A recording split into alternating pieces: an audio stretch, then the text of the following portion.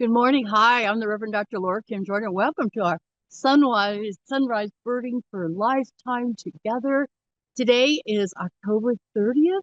It is the sixth week of autumn, and sunrise here today is at 7:43. So we're a little bit early. We'll see it come up in a little bit, although I don't know if we will. The clouds are there, but much fewer clouds. We've had over 3 days of solid rain here in South Carolina. So we weren't able to see the moon, which is waxing crescent. And we're going to have a full moon on November 5th. That's Wednesday coming up in 6 days. It's called the beaver moon, and it'll be a super moon. So it'll appear slightly larger and brighter as it reaches its illumination at 8:19 a.m. Eastern Time. So I don't know if I'll be able to see that where I am. I'm going to be in Guyana and Suriname. So we're going to try to do these live from there too. We'll just see how it goes. What are the stars and the moon doing in your area? What are the birds doing in your area? It's been quiet here because of the rain. I did hear a song sparrow this morning, and the chipping sparrows are going off, and the crows are here. And last night in South Carolina, we only had like 65,000 birds go over, when sometimes we can have over 30 million. So the rain perhaps calmed them down. And it's also the end of migration. We're saying goodbye to them and hello to winter birds. So what are the birds doing in your area?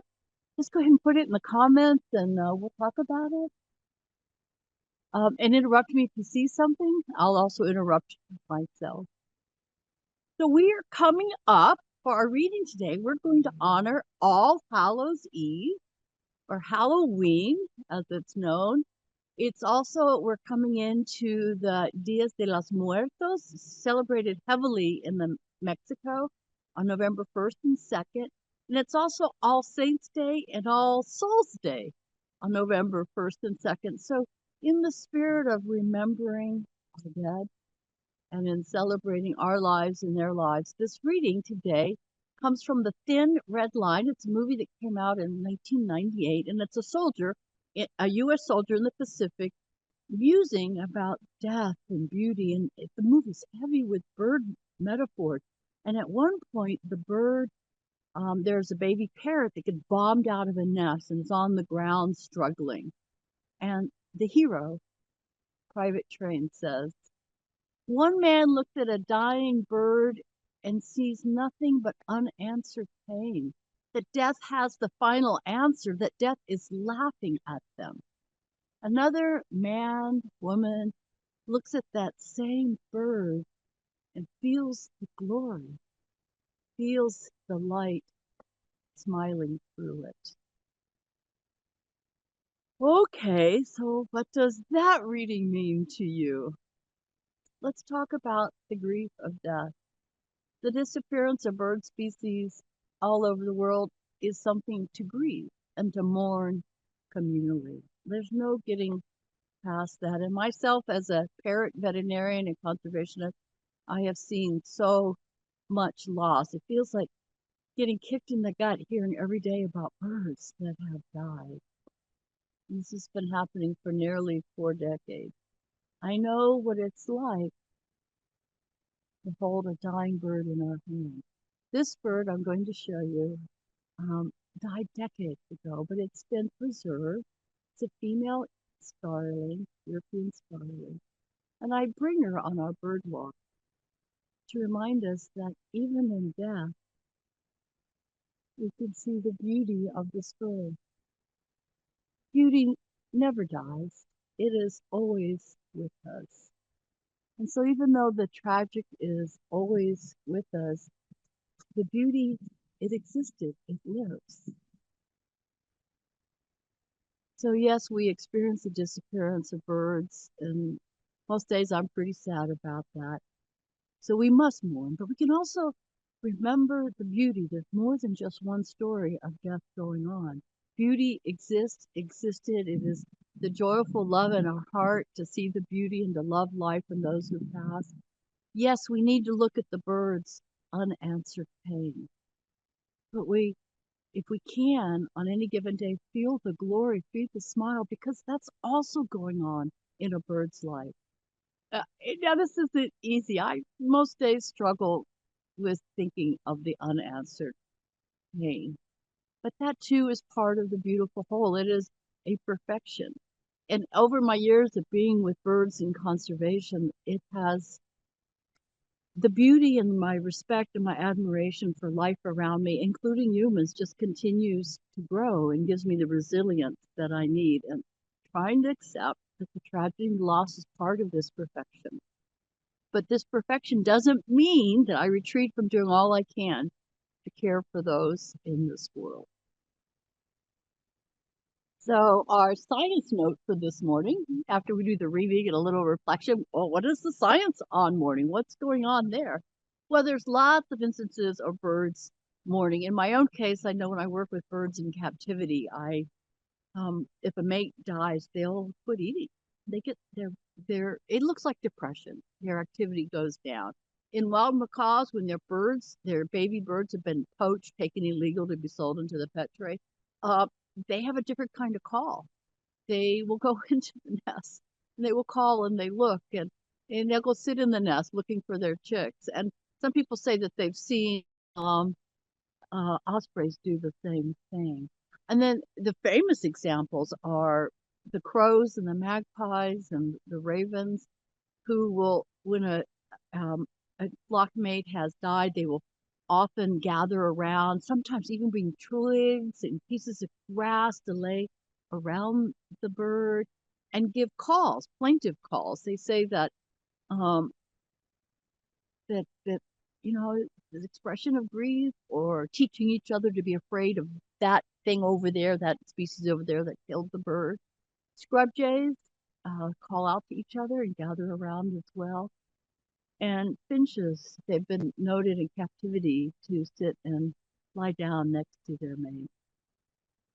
So the Eskimo curlews who see where a bird has died will fall down to the ground and be with that bird. And it's reported that Carolina parakeets did the same thing. When the bird was fallen, they would come in and gather around and were more vulnerable to the hunters that killed the very first bird. So we come by mourning naturally, and it is a radical act because it ties us to the beauty and the worth of all beings. So when we mourn with others as a communal act, we are saying that that life matters, is beautiful, has worth, that we are hurt, that this being had feelings and needs and expectations. And when we share the pain with others, it can lead comfort for us, but it gives us a very sharp lens of how to see life, of how to see, and not only how we see life, but how we all see life. It gives us a social framework when we mourn the birds that are gone, or the people that have gone, or the ecosystems that have gone. Right now I can hear lumbering. I've taken down a bunch of trees right outside of One Earth Retreat Center, where we're from, where I am right now in Winsboro. So we need to mourn for our own well-being, our own health, and then also for the world. So when we do bird walks, I'll sometimes Miss Darling with me, and for the people who want to see how there's or can imagine how there's beauty in death. And then we talk and we mourn together, and I ask people to share what maybe they have experienced, anything that they want to share together. And I remember one walk, one woman said that this was the anniversary of her niece's death. And another woman said how she lives with the son who wants to kill himself because he doesn't understand how people aren't totally grief stricken with the loss of biodiversity. And tears began to flow, and we shared that together. We can help each other hold the pain of loss and connect meaning about how beautiful the niece is, the sun is, the birds are, our universe, our family members. And when we share this preciousness of life, I believe it makes us stronger, more resilient to be able to take care of ourselves and others. So why don't we just pause with the words, birds without words, I always say, and let's just see what's going around us. What is beautiful here? I'm going to back off of the screen so you can see, and we're concentrating. You can look out your own window. You can see that we're here into the fall colors. and the receding storm on the southeastern horizon.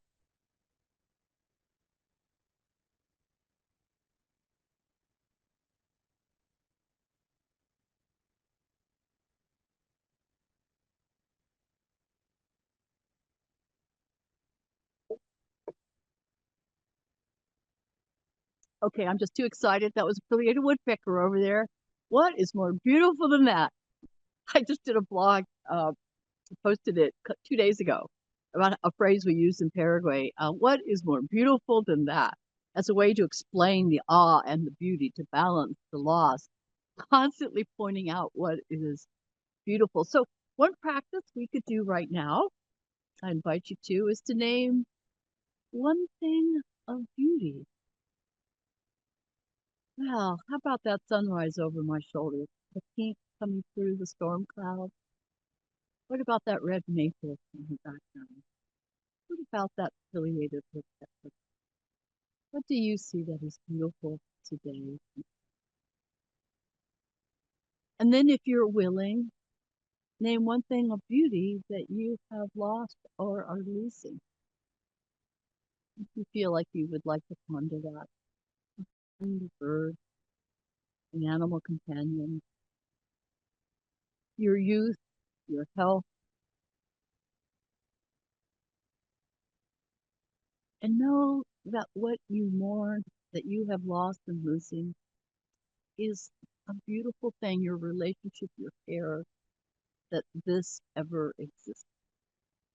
And if you can, rest in the beauty that you have lost, be it the love, the oak leaves, the shadow of the hickory tree across your wall in the morning, the stars, those crows calling over there. Can you see how you have loved, how it is a thing of beauty? And if you don't, this isn't working for you, it's fine. We all grieve in our own ways. It's just ideas. It's just a tool to share with each other what goes on for us when we think of these things and when these events happen in our lives. What came up for you during that time? Just so you know, I'm smiling a lot because I'm with you and it's so beautiful out here after so much rain. But I grieve constantly. And part of my practice is to celebrate joy constantly as well, because the two are connected. It is my practice. So our questions for the day, we often have questions that you can journal or practices that you can take home. Is I'm going to invite perhaps as your question is to ask a question of someone else. If we do long practices of this, we'll spend an hour doing this practice, setting people up to breathe deeply, to be in a sense of caring and a place of listening. You can ask somebody else these same questions. Where do you see beauty? What have you lost or you losing? And just listen.